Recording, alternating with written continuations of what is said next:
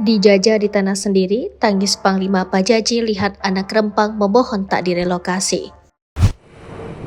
Jangan ambil tanah kelahiran kami. Allah. Panglima Pajaji membela warga Rempang yang akan direlokasi. Dalam video yang diunggah di media sosialnya, Pajaji pun sudah tiba di Batam. Ternyata sebelumnya Panglima Daya itu sudah memutuskan untuk bergabung dengan Sultan Melayu. Terbaru, Panglima Pajaji mengaku menangis melihat sebuah video anak-anak Rempang yang melakukan takbir. Hal itu terjadi sebagai bentuk penolakan terhadap relokasi di Pulau Rempang. Kami anak-anak sebulan. Jangan ambil tanah kelahiran kami. Allah. Video tersebut diunggah oleh Panglima Pajaji melalui akun TikTok-nya pada Kamis 21 September 2023. Dalam video itu terlihat sejumlah anak-anak berkumpul di depan sebuah rumah berwarna hijau. Sekumpulan bocah itu mengaku berasal dari Sembulang Rempang.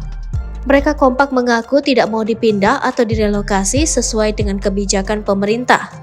Bahkan mereka meminta bantuan kepada dunia agar tanah kelahiran mereka tidak diambil. Lantas pernyataan itu ditutup dengan takbir sembari mengepalkan tangan.